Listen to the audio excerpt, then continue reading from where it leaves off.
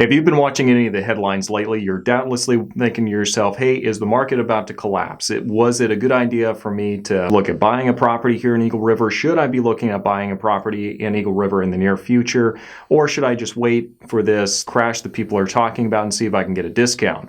My name is Jamin Goecker. I'm a realtor in South Central Alaska, and my mission is to help you to build an intentional and significant legacy for yourself and your family by coaching you in real estate. And today, I'm going to be talking with you about what I'm seeing right now for the real estate market update for Eagle River, looking at the residential, the condo, and the multifamily market. Before we get started, give this video a like, subscribe, and let's jump into this thing. The first thing that I'm seeing is the number of properties that are available on the market this time last year was about 103, and now it's 87. And that's like half or a third of what we usually see for the inventory if we're looking at the years previous to last. The second thing we're seeing is that the number of properties that have actually sold decreased as well. It's really not that surprising. You get to a certain point where you have such a small number of inventory, you're going to start seeing it reflected in the number of properties that have actually sold. So there was about 78 properties that sold this time last year. This year, same time, it's 50. So we are seeing a bit of a decrease in the number of properties that have actually sold in Eagle River. The next thing we're seeing is the average sold price has actually increased by quite a bit. This time last year, it was about 8.36% was the average increase for the sales price in Eagle River compared to the year before. And instead of going the other direction, it's actually increased to just over 10% increase for the average sold price here in Eagle River. So that means the average sold price this time last year was about $426,000, and now we're sitting closer to about $467,000. So we are in fact seeing a pretty sizable increase for the average sold price for properties here in Eagle River.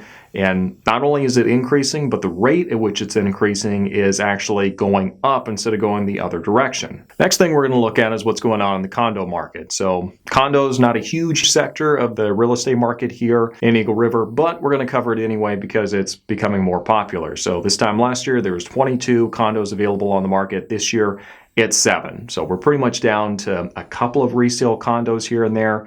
And I believe it's a lot of new construction kind of making up the main meat of what we're seeing for the condo market here in Eagle River. Despite the fact that we're seeing that really sizable decrease in the number of properties available on the condo side, we've seen a decrease for the number of units sold. Not as much as you would think, though. There was about 12 condos that sold this time last year, and now it's 8. So a decrease, but nothing catastrophic or like 1 or 0 or anything like that. It's kind of in proportion to the number of condos that we see on the market in total. Last but not least, we see that average sold price went from about $266,000 to about $298,000, which means that average sold price did in fact increase by nearly 12%, whereas the year before we were sitting at about 8.3%. So despite the fact that we are seeing an increase in the interest rates, we are still seeing an increase for the average sold price. But let's go and save more of that discussion for during the summary. But let's go and take a break here real quick. For those of you who've been watching for a bit, you do know that I have a podcast called the Alaskan Journey Podcast, where I talk with people who are either lived up here for a long time or recently made the journey up here. If that's something that would benefit you, do make sure you go check that out. A link for that is going to be in the description section down below. And let's go and finish up today's market update. Now, the first thing that we're going to see looking at the multifamily market is that it's obviously going to be low. I believe it's only about 2, maybe 3 properties on total that are on the market for the multifamily here in Eagle River, which it's not a big, that's obviously not a lot. And compared to what we usually have, it's low. But in general, at the most we've ever had around this time of year in recent history is about 14. So it's not a really big pool of options to begin with, but it's definitely gotten a lot smaller in recent years. The next thing we're seeing is the number of multifamily properties that have actually sold. We didn't have any that sold this year. This time last year we had 1, so not dealing with big numbers to begin with. But yes, no multifamily properties closed in Eagle River for this past month or for the previous months before that, for that matter. Now, the next thing that we see is the average sold price did go from about $565,000 to about $585,000, which means that we did see a slight increase of about 3.2%, if I recall correctly. From the previous year, though, it went up nearly 45%. Now, that's largely due to the fact that we have such a small sample size to begin with here in Eagle River. Having one enormous, like 10-plex or something like that is going to throw all the numbers off. So it wouldn't surprise me that we saw a big increase for the average sold price.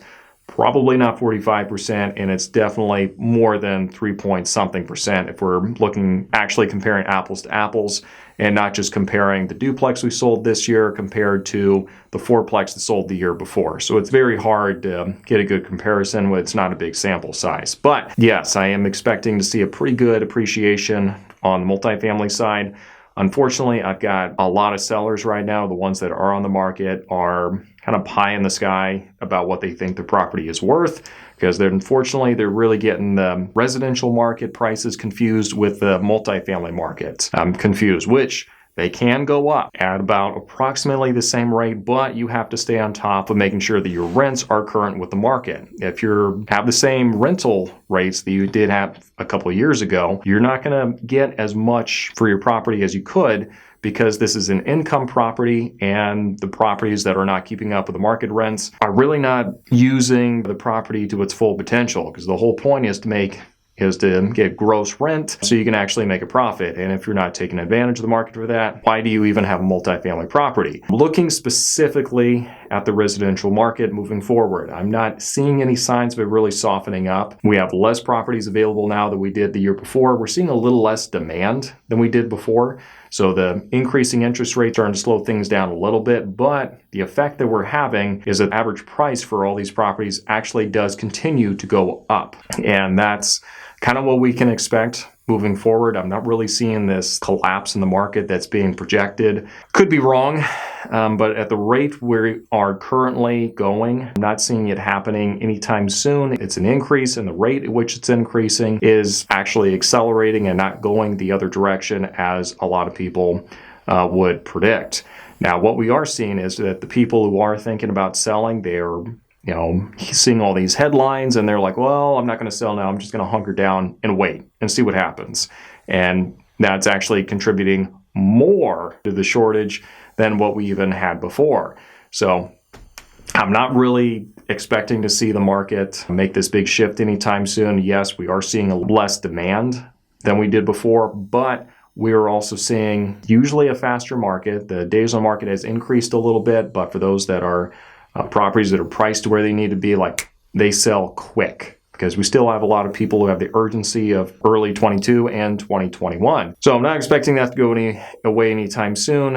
And we are in fact seeing a little bit of a softening up on the higher end stuff, where they're seeing usually about 98, 96% of whatever their asking price is for kind of the beginner price range, or even the price range where you're moving up. We're actually seeing that it's still about 1 or 2% above whatever the average asking price is, what we're seeing. So if you are looking at purchasing in the near future, I would really recommend lock something in right now before prices continue to go up, which they will, even if there's some kind of a correction. Long term, the history of real estate is that its value continues to go up.